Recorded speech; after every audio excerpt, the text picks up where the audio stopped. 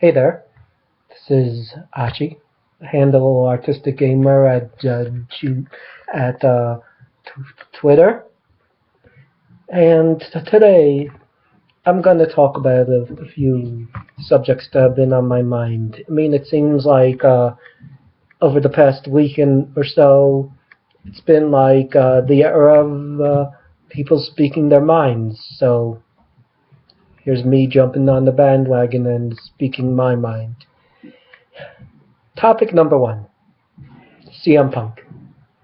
CM Punk. Everybody chants his name, everybody loves him, and basically now he's in UFC. I mean, in one sense, it's a better deal for him because if he's hurt, he can take whatever amount of time he needs to recover, and he won't fight until he's fully healed. But it's a different animal than being in the WWE. I mean, I myself take up martial arts, and the brand of martial arts that I take it's not Brazilian Jiu-Jitsu, it's called Pakwa. And it's a Chinese martial art, and they have different types of classes.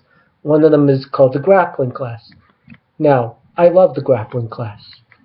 And a few months ago, I severely sprained my right deltoid when somebody got me in this submission hold, a version of the Anaconda Vice, you could call it. And it hurts like hell. I don't care who you are, I don't care what you are, it hurts like hell when you're in the submission maneuver and somebody loses control of what they're doing and hurts you completely by accident. Now, when you're in the UFC ring, you have two guys who basically want to kill each other, and basically by KO or by submission. And if CM Punk thinks that basically it's going to be a better deal for him, hey, go for it. I hope he does well. I hope if he's going to end up being in the welterweight or bantamweight division, I really hope he does well. I mean, there's some pretty good MMA guys there, and like Chael Sonnen and John Jones Bones, guys like that who have been training since they were very young and had this in mind when they were very young that they were going to be doing this. And CM Punk, no offense to CM Punk, I'm sure he's a very avid martial artist, probably a better martial artist than I am. I mean, I train once or twice a week. I wish I could do more. I wish that they had a better schedule over where I am, but that's beyond my control. Anyway, I digress. It took me 2 months for my deltoid to heal, and I couldn't train at that point in time. It was very frustrating because now I'm back into it. I really wish I could have trained more, but all I could do was run and not that much other stuff. And it's going to be similar with CM Punk. It's going to be similar. He's not going to be able to train for X amount of months. He's going to try to get back into fighting shape, and I'm 37. CM Punk is 35. He's 2 years younger than me. If he was 25, hey, kol hakavod, no problem. I would absolutely have no problem with CM Punk doing this. But like I said, 35. Things heal slower than they did 10 years ago. And if he thinks that that WWE's concussion policy is bad, wait till he finds out how bad UFC's concussion policy is. He'll be shocked, and he'll he'll get knocked out in the middle of the ring, wake up, and now a while later, and he'll be realized maybe this wasn't the best idea for me. Maybe I should have found a way to work things out with WWE. Most of it was, part of it was his ego, part of it was Vince McMahon being out of touch, which is basically the second part. Another bullet point, another part of my pipe bomb, so to speak. I watched the Steve Austin Pod Show for years and years and years. Myself and people like me in the internet wrestling community have speculated that Vince is out of touch. Vince doesn't like anybody but John Cena. Vince has it in his mind that he wants somebody big, muscular, marginally talented, that can sell T-shirts and give that corporate image. He doesn't, and we've always said he doesn't care about what we want, and he always portrayed that character on the screen, on TV, the Mr. McMahon horrible boss thing, but we just thought, mostly we were speculating, mostly we were just hoping that it wasn't just Vince, that it was creative or other factors. And basically Monday night confirmed everything that we've been thinking about over the past 10 or plus years. After he bought WCW, after he eliminated any and all competition, he basically went stagnant and said, you know what, I don't have to push myself, I don't have to make good storylines anymore, I don't have to please the fans, I just want to go back to my original idea, which was have somebody like Hulk Hogan, who, despite what everybody thinks, can actually wrestle. Watch some of his matches in Japan, watch some of his matches from before he was in the WWE, you will see that he actually had wrestling skills. Now, you have a guy like John Cena. Alright, to quote CM Punk, of all people, I don't hate John Cena. I don't even dislike John Cena. I respect John Cena. I respect his accomplishments. 15-time WWE heavyweight champion is a big accomplishment. Now, the problem that I have is this perception of Cena, that he's invincible, that we have to feed, that he has to be protected at all costs, that he can't really lose. John Cena, over the past 10 years, has had has had at least 8 WrestleMania moments. 8. He's had at least 8. Can't name them off the top of my head, but I'm sure if you Google on YouTube or on the WWE Network, if you're a subscriber, John Cena WrestleMania moments, you'll find a whole bunch. I find it very hard to believe that within the past few years that the WWE cannot give somebody else their WrestleMania moment. And no, Zack Ryder getting kicked in the nads doesn't count. Alright? To have somebody like Zack Ryder have that be his defining WrestleMania moment is ridiculous. Somebody who basically pioneered social media for the WWE, showed them that it could be marketable. That's just dumb. For them the only push that they were willing to give Zack Ryder was to have Kane push Ryder off the stage on Raw. Come on, that's a joke.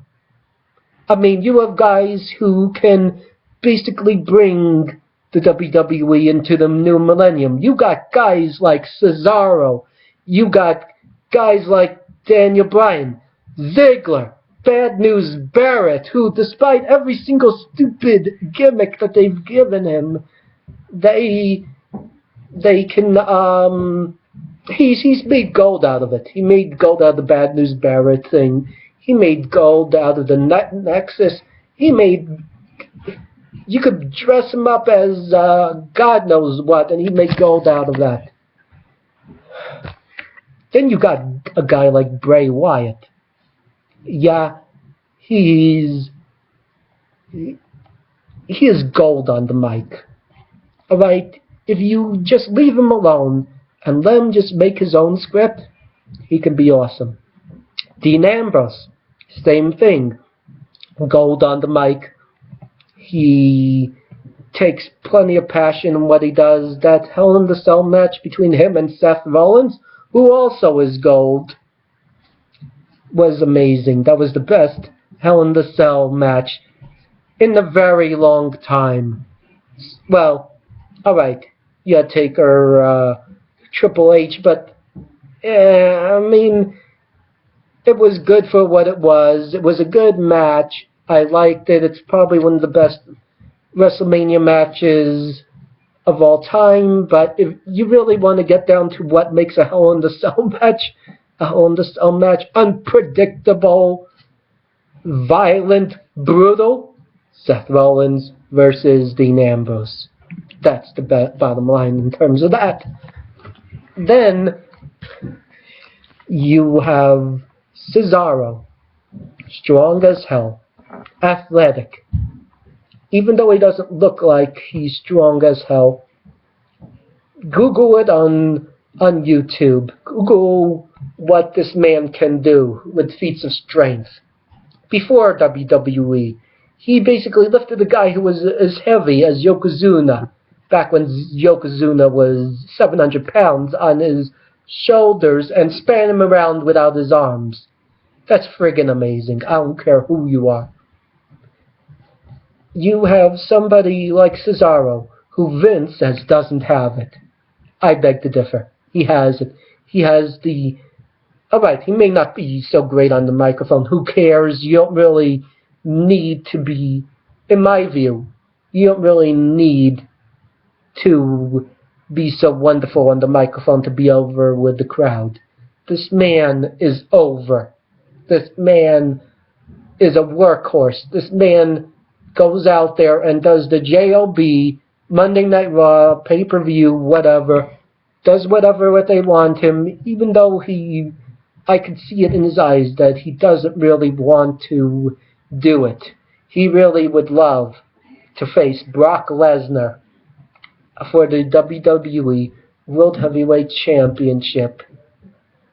And it would be just wishful thinking for me to have Cesaro go up against Brock Lesnar. That would put butts in seats. That would just make sales for the network go up. At least for people like me. Where, I mean, look, I'm a subscriber. I mean, I love NXT. I love seeing most of the old stuff on the network. Problem that I have is the pay-per-views have, with the exception of a few, like WrestleMania 30, which was good, and you had the last month's pay-per-view Survivor Series, which was shockingly good at the end. Basically, we all knew that Cena's team would win, but we didn't expect Dolph Ziggler, of all people, to be the sole survivor. Nobody saw it coming. Nobody knew that Dolph would be the one to be given the rub.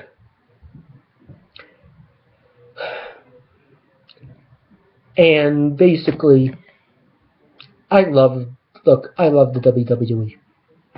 I've been watching it since I was 7 years old. I've been watching it for 30 years. My first memory of the WWE is watching Hulk Hogan body slam Andre the Giant at WrestleMania 3.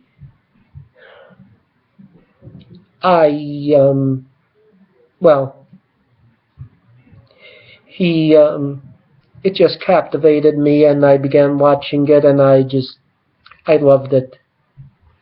I stopped watching. I used to watch it with my dad. I used to do so much. I used to watch it with my sister. I still watch it to this day and whatnot, but it's getting to the point where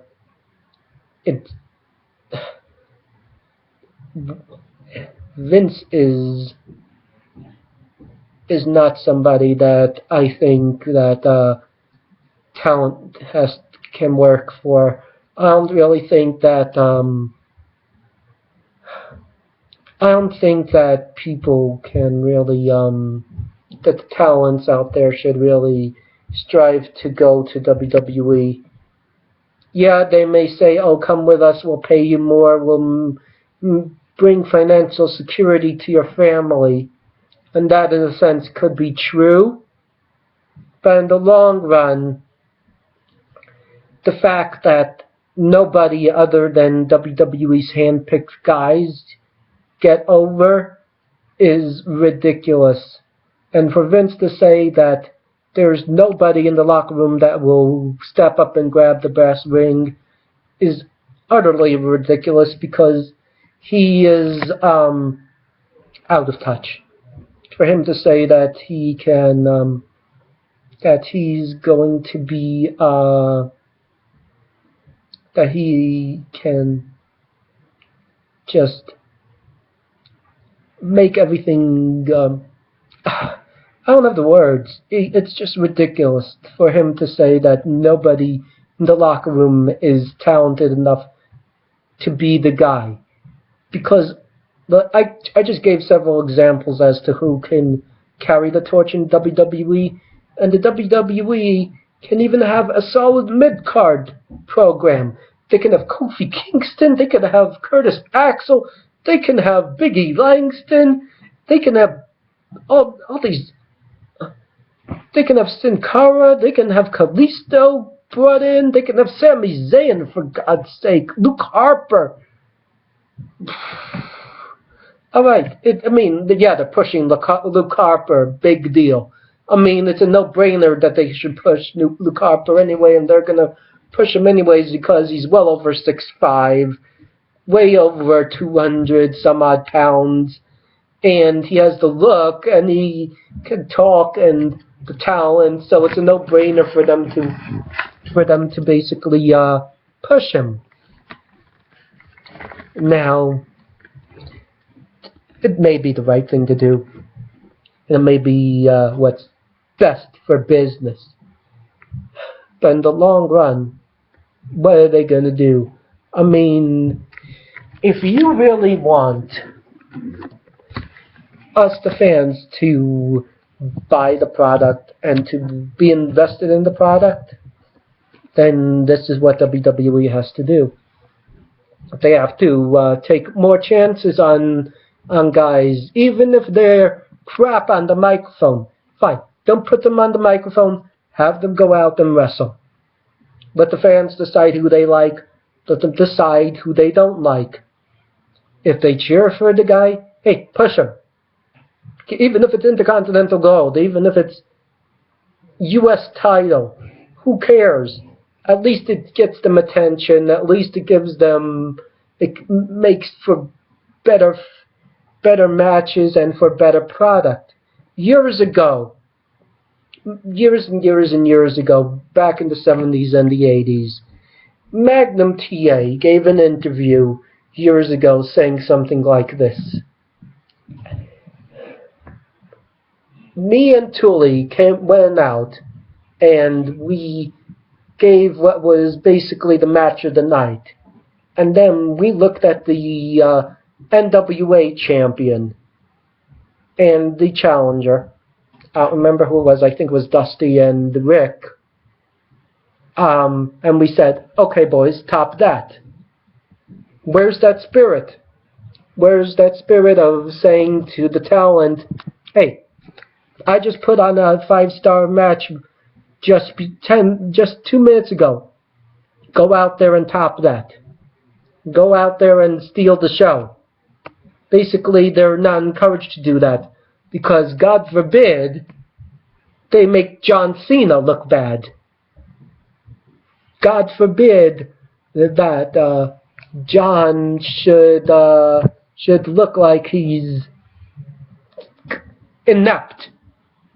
God forbid that, okay, look, maybe if I go back into the past and I look at certain matches, I will see that there was a repetition of certain moves, but on the whole, they did put on a show. They did show that they could do a lot more maneuvers than just 5 moves of doom or whatever.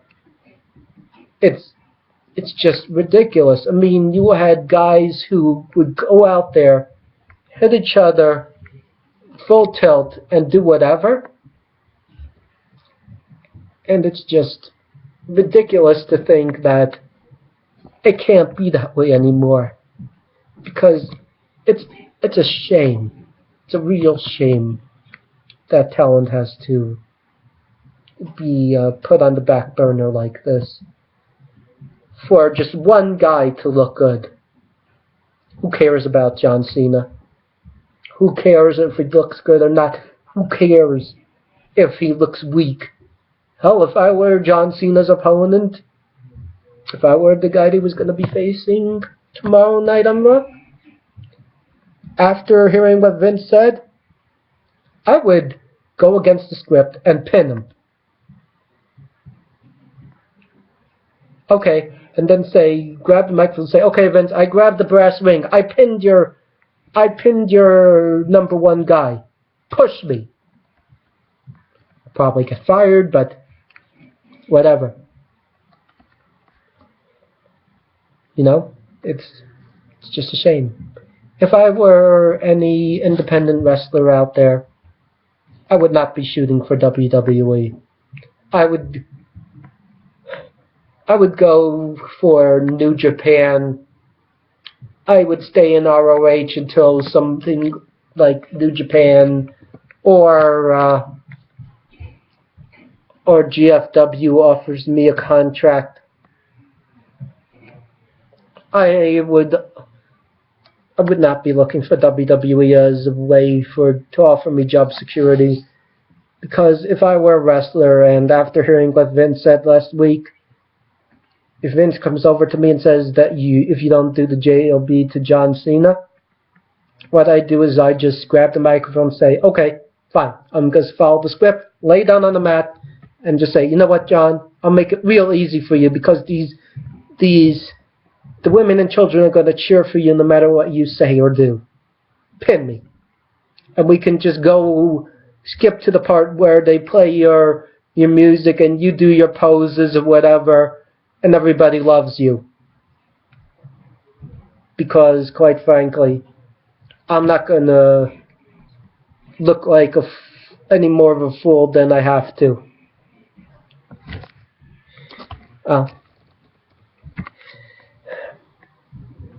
My name is Ashi, and this was my pipe bomb. Have a good night.